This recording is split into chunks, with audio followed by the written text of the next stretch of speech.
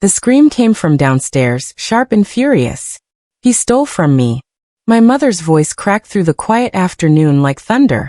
I was folding laundry in my bedroom when I heard it, and my stomach dropped instantly. I ran to the staircase and looked down into the living room. Mom stood beside the open safe, papers scattered across the floor like fallen leaves.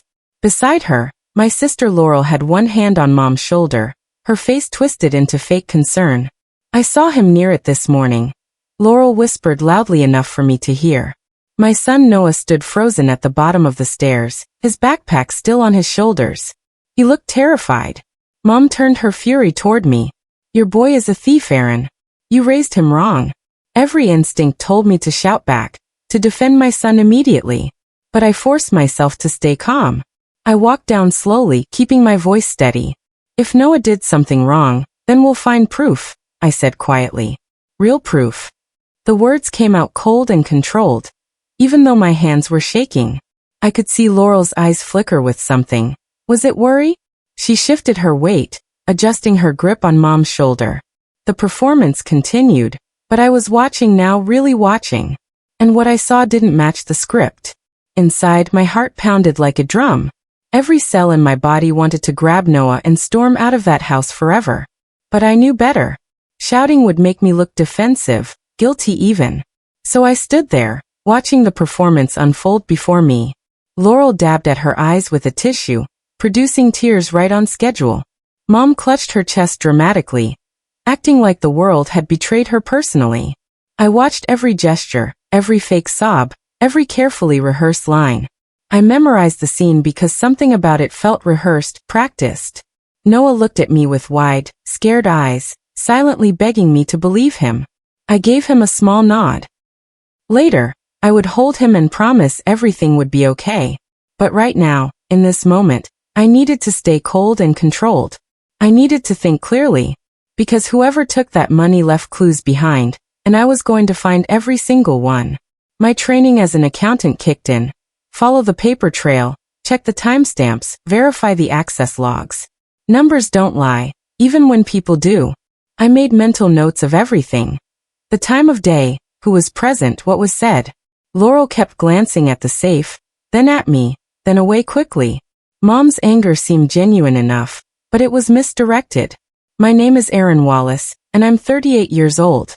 I've been a single mom since Noah was 2, raising him alone after his father walked out on us. I work as an accountant at a mid-sized firm downtown, and numbers are my native language. I understand how money moves, how trails form, how lies eventually show themselves in spreadsheets and bank statements. Over the years, I've bailed out my family more times than I can count. When Dad died 8 years ago, I paid off the bakery's suppliers to keep the doors open. When Mom nearly lost the house to foreclosure, I refinanced it under my name. When Laurel needed rent money, I sent it without asking questions. And still, whenever something went wrong, I became the villain. The responsible one always does. I learned early that being helpful meant being taken for granted, but I kept helping anyway because that's what family does. Or at least, that's what I thought family meant. I'd covered for Laurel's mistakes before. Forgotten bills, bounced checks, missed deadlines. Each time, Mom would ask me to fix it quietly, to keep the family looking good from the outside. I'd become the invisible support system, holding everything together while Laurel got all the credit. My degree, my career, my sacrifices, none of it seemed to matter as much as Laurel's charm. 4. After Dad passed away, Mom changed completely. She clung to Laurel like a lifeline, calling her my creative soul and my artist. Laurel painted sometimes and called herself a freelance designer, though I rarely saw her work. Meanwhile, I became the fixer, the problem solver, the person who handled everything practical and boring. Every family has someone like me, the person who cleans up everyone else's mess without getting thanked. I used to think love meant loyalty, that family meant standing together no matter what. I learned too late that in our family, love was a transaction. You were valuable only when you were useful. The moment you questioned anything or set a boundary, you became the enemy. But I kept playing my role because I didn't know how to stop.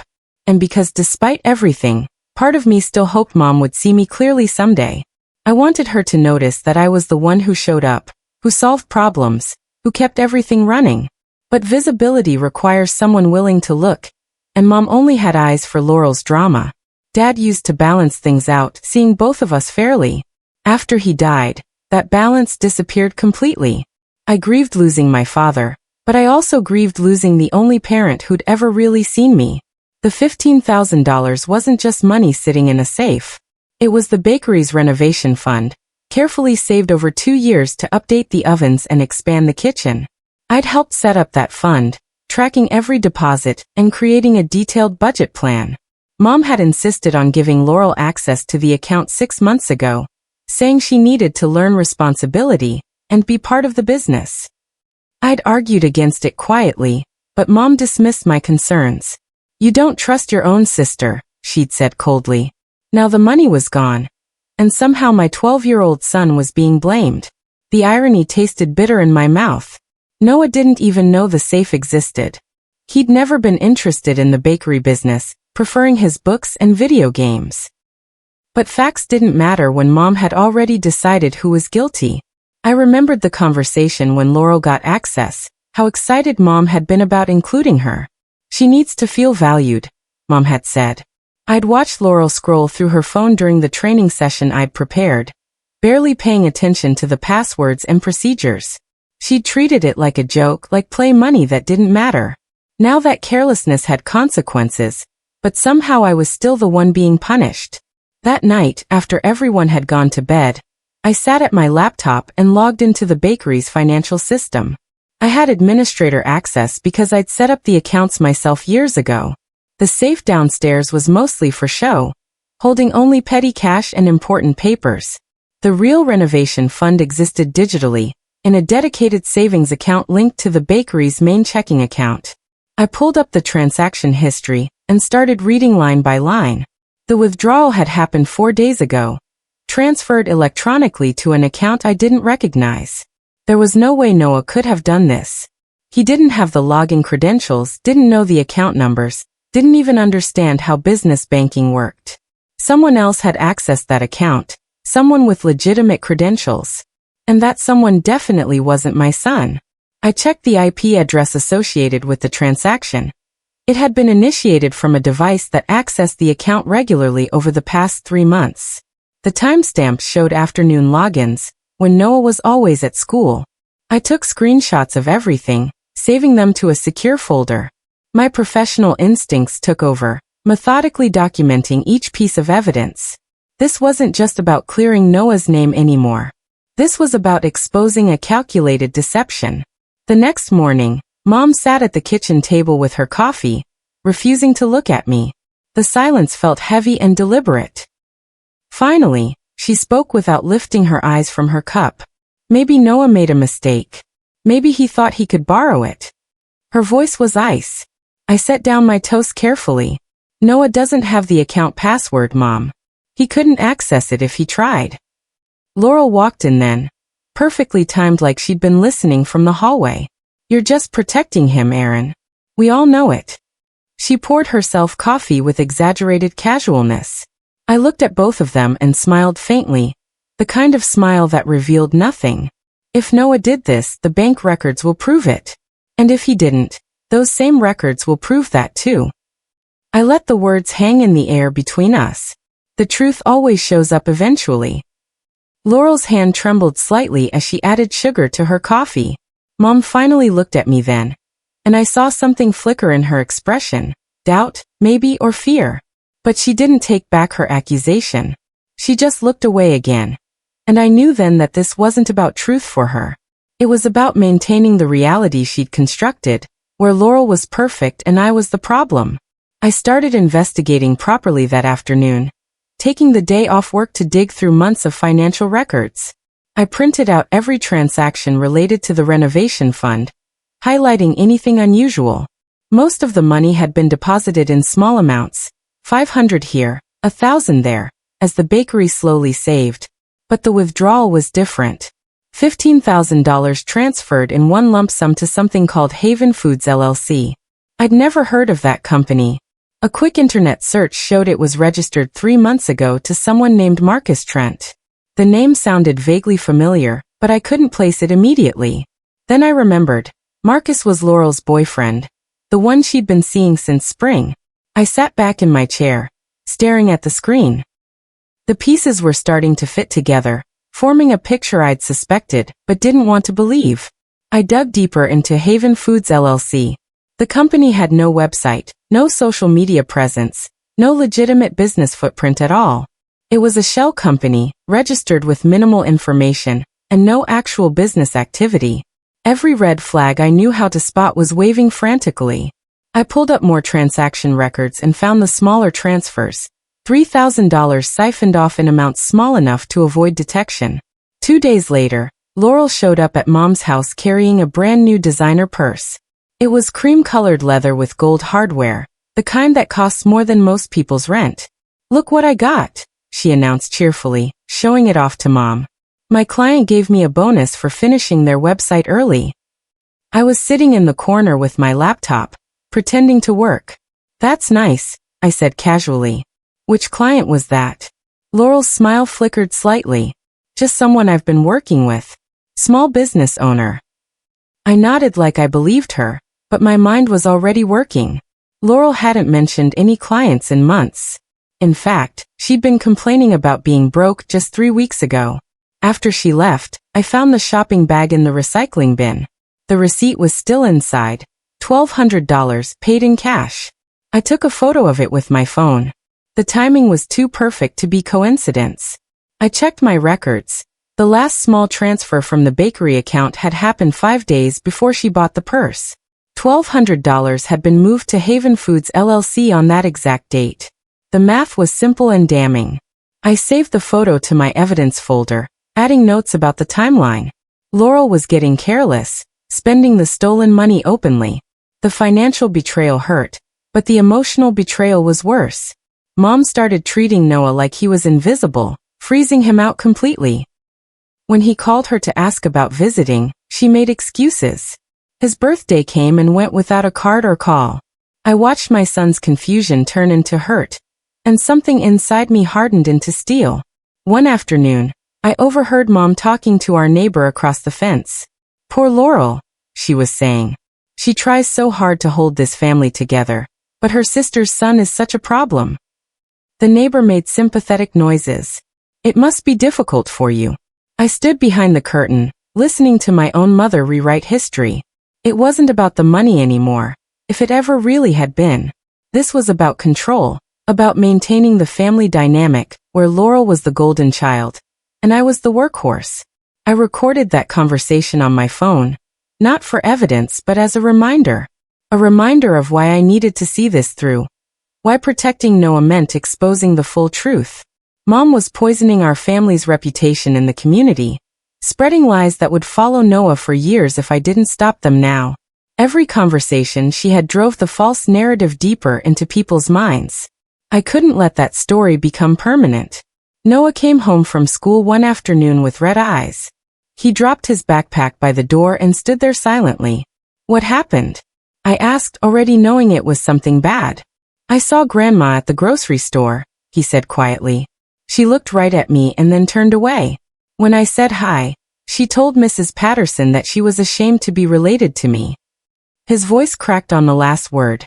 I pulled him into a hug, feeling rage build in my chest.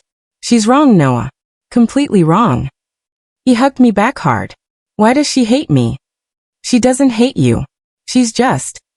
I stopped, realizing I didn't have a good answer. How do you explain to a child that sometimes adults need someone to blame, and he was convenient? "She's confused right now," I finished lamely. But inside I made a decision. This wasn't going to stay buried. Noah pulled back and looked at me with those serious eyes that seemed too old for his face. "I didn't take anything, Mom. I promise." "I know, baby. I know you didn't." I held his face in my hands. "And soon everyone else will know it too." That night, I sent Vincent all the documentation I'd gathered. It was time to stop collecting evidence. My son's innocence and reputation were worth any family drama. The next morning, I called Vincent Park, a friend from my accounting firm who specialized in internal audits. We met for coffee, and I brought all the documentation I'd gathered. Vincent reviewed everything carefully, his expression growing more serious with each page. If you file a formal complaint, this becomes a legal matter, he said finally. The bank will investigate, and if fraud is confirmed, charges could be filed. I nodded. And the bakery? If this goes public, your mother could face liability issues. The business insurance might cover the loss, but there will be consequences. He looked at me carefully. Are you sure you want to do this? I thought about Noah's face, about the lie being told about him, about years of being taken for granted. I want it done by the book, I said firmly. Every step documented and legal. Vincent closed the folder and leaned back. This will change everything with your family. You know that, right? I did know. Once this information became official, there would be no taking it back, no smoothing it over. The truth would explode into the open, destroying whatever fragile peace we'd maintained. But that peace was built on lies and favoritism, on my silence and Noah's unfair suffering. It wasn't real peace at all. I'm sure, I told Vincent. A year ago, when I'd helped Mom update the bakery's insurance policy, I'd quietly added a liability clause that required full financial audits if any theft claim was filed. It was standard language that most business owners never read carefully, buried in paragraph 7 of the policy documents. Mom had signed it without question, trusting me to handle the boring paperwork, like always. At the time, I'd added it just as a precaution, never thinking I'd actually need it. Now that clause was my ammunition. If Mom wanted to officially accuse Noah of theft, she'd have to file a police report. And that police report would automatically trigger the audit clause.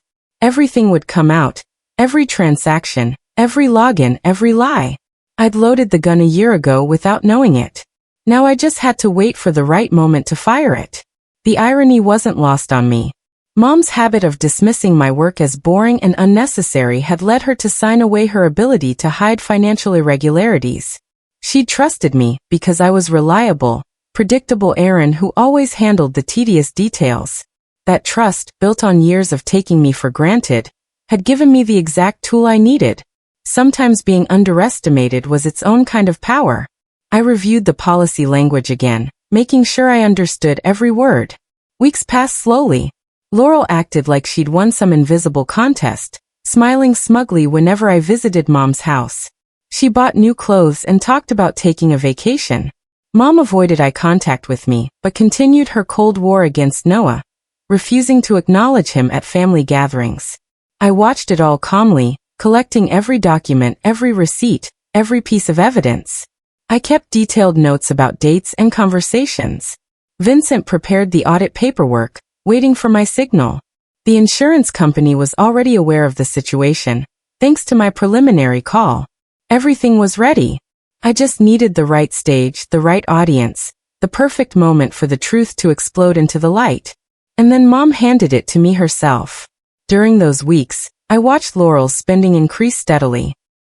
New shoes, expensive dinners with Marcus that she posted about on social media, talk of a beach trip. She was spending the stolen money openly, confident that Noah had taken the fall, and no one would look deeper.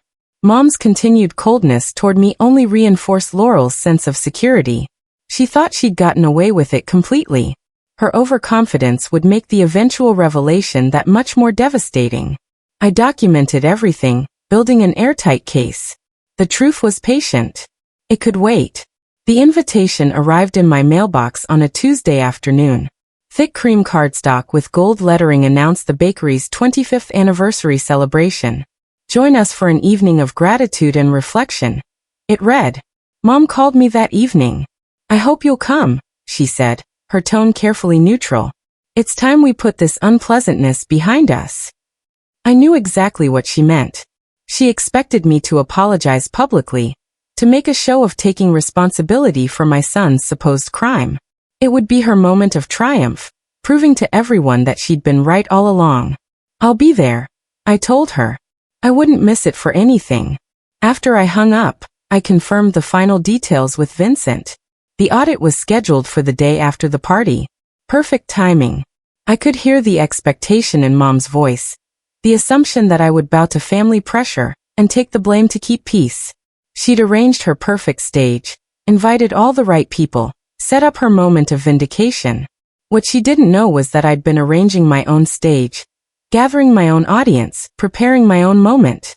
She'd given me exactly what I needed, a room full of witnesses, a public forum, and her own overconfident assumptions. The trap was set. All I had to do was show up. The banquet hall was decorated beautifully, with soft golden lights strung across the ceiling and white tablecloths on every table. Old photos of the bakery lined the walls, showing its evolution over 25 years. Customers who'd been coming since the beginning mingled with newer clients.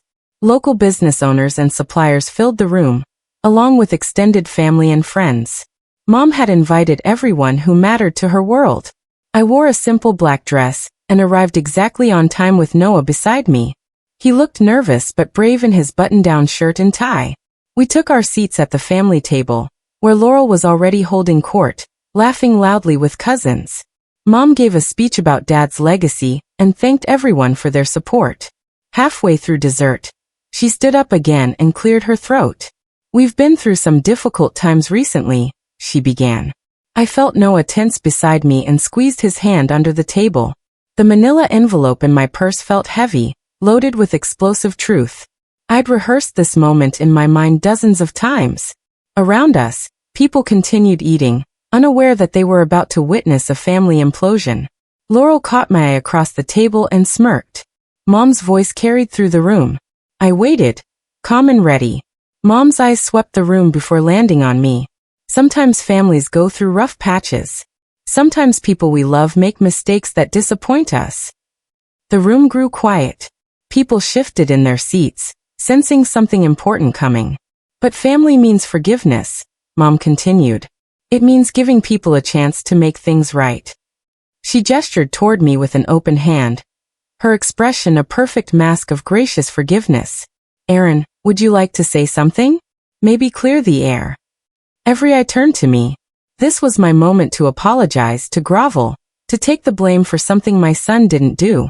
Instead, I stood slowly and walked to the microphone stand. I smiled calmly at the crowd. Thank you, Mom. I actually did bring something to share tonight. I reached into my purse and pulled out a sealed manila envelope. I thought everyone should see the truth. The weight of that envelope represented weeks of investigation, countless hours of documentation, and the end of family secrets. I'd practiced keeping my voice steady, my expression neutral. This wasn't about drama or revenge, it was about justice. Mom's confident smile began to falter as she watched me approach the microphone. Laurel had stopped smiling entirely. The room's energy shifted from expectant to uncertain. I placed the envelope on the table in front of Mom and stepped back to the microphone. 3 weeks ago, $15,000 went missing from the bakery's renovation fund. My son was accused of taking it. I kept my voice steady and professional. As someone who helps manage the bakery's finances, I felt it was important to investigate thoroughly. I nodded to Vincent, who stood near the back door. He came forward carrying a folder. This is Vincent Park, a certified internal auditor. He's reviewed the complete financial records at my request. The room was dead silent now. Laurel's face had gone pale. Mom stared at the envelope like it was a snake. Vincent, would you please share what you found? Vincent opened his folder and began reading in a clear, professional tone. All transactions from the bakery's accounts over the past 6 months have been reviewed and verified. My hands were steady as I stood there, though my heart hammered in my chest. I caught Noah's eye. He sat up straighter, understanding that something important was happening. Around the room, people had stopped eating entirely, forks suspended. The business owners and suppliers leaned forward, suddenly very interested. Mom's hand crept toward the envelope but didn't touch it. Laurel looked like she wanted to run but was frozen. Vincent continued reading without emotion. On September 14th, $15,000 was electronically transferred from the renovation savings account to an external account registered to Haven Foods LLC. The transaction was initiated using valid login credentials belonging to Laurel Wallace. He looked up from the paper. The receiving account is registered to Marcus Trent, who is listed as Miss Wallace's domestic partner. Gasps rippled through the crowd. Mom's hand flew to her mouth. That's not. Laurel started to stand, but her voice failed. Additionally, Vincent continued, several smaller withdrawals totaling $3,000 were made over the preceding 2 months, all transferred to the same account. He closed the folder. The 12-year-old child accused of this theft has never accessed the bakery's financial systems. His name appears nowhere in the login records. The silence that followed was deafening. Mom turned slowly to look at Laurel, her face white with shock. I watched the realization crash over her like a wave.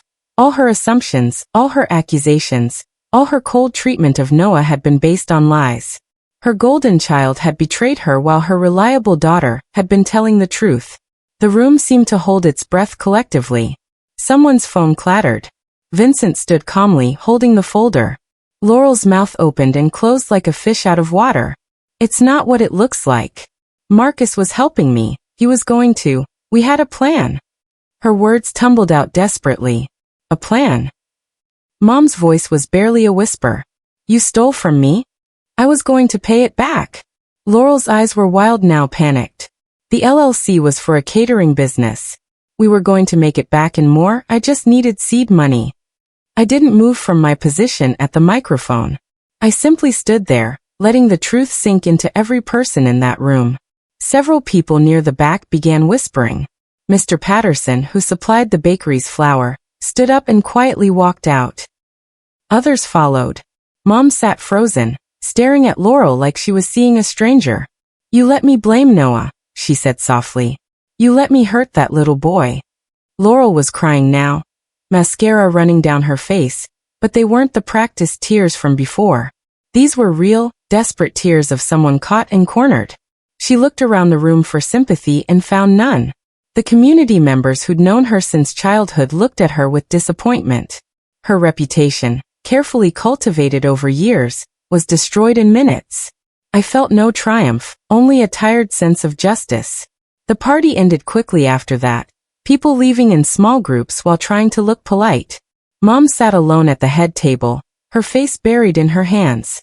Laurel had fled to the bathroom and hadn't come out. I packed up my purse and took Noah's hand. Before I left, I stopped beside Mom. The insurance company has been notified, I said quietly. They'll be in touch about restitution. She looked up at me with devastated eyes. Aaron, You chose who to believe, I interrupted gently. You chose who to protect. Now you know what that choice cost. I walked out with my head high, Noah beside me. The next morning, the bakery's insurance company froze all accounts pending their investigation. Laurel was officially removed from all financial access. My phone rang 17 times from Mom's number. I didn't answer any of them. In the car going home, Noah had been quiet for a long time before asking, Are you okay, Mom? The question surprised me because I'd been so focused on protecting him that I hadn't thought about my own feelings. I'm okay, I told him honestly. Sometimes doing the right thing feels terrible at first. He nodded. I'd protected my son, exposed the truth, and lost my family. But looking at Noah, I knew I'd made the right choice. 2 weeks later, Vincent called with an update. The insurance company confirmed fraud. They're processing restitution from Laurel's personal accounts to replace the stolen funds. And Marcus's company? Haven Foods LLC has been dissolved. He's being investigated for fraud as well. Apparently this wasn't his first time running this kind of scheme. The bakery survived, though barely. Several long-term customers had stopped coming after the anniversary party, uncomfortable with the family drama. Supplier relationships became strained. Mom's reputation in the business community took a serious hit. But the doors stayed open, and the ovens kept baking bread. I felt no satisfaction from any of it, just a tired sense of completion. The truth was out, documented and undeniable. Noah was cleared. That was all that mattered. I heard through family friends that Laurel had moved out of Mom's house, finding an apartment across town. Marcus had disappeared entirely after the investigation began. Mom worked the bakery alone now, refusing offers of help from relatives. The business limped along, a shadow of its former success. Part of me felt guilty for the damage, but I reminded myself that I hadn't stolen anything. I'd only revealed what was already true. The consequences belonged to those who'd lied. Justice wasn't always comfortable, but it was necessary. 3 weeks after the party, Noah came home from school with a small envelope. "Grandma gave this to me," he said carefully, handing it over. Inside was a short note in Mom's handwriting. "Dear Noah, I was wrong about you.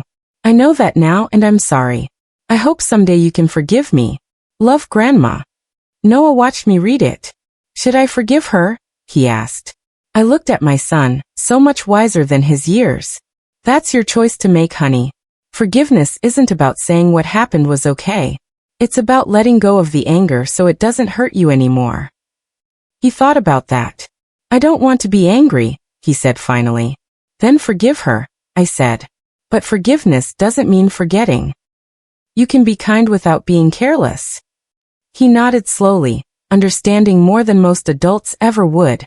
Later that week, he wrote a note back to Mom, thanking her for the apology and saying he forgave her. He didn't ask to visit, and she didn't invite him. But it was a start, a small crack in the wall that had been built between them. I watched Noah seal the envelope and felt proud. He'd been hurt badly but wasn't letting that hurt define him. He was choosing healing over bitterness. Maybe he'd learned that from me. 6 months after everything exploded, I opened my own financial consulting firm. Wallace Ledgerworks started small, just me working from a home office. But word spread quickly. Several of the bakery's former clients reached out, asking if I could help with their bookkeeping and tax planning. I hired an assistant, then another. Within a year, we'd moved into a small office downtown.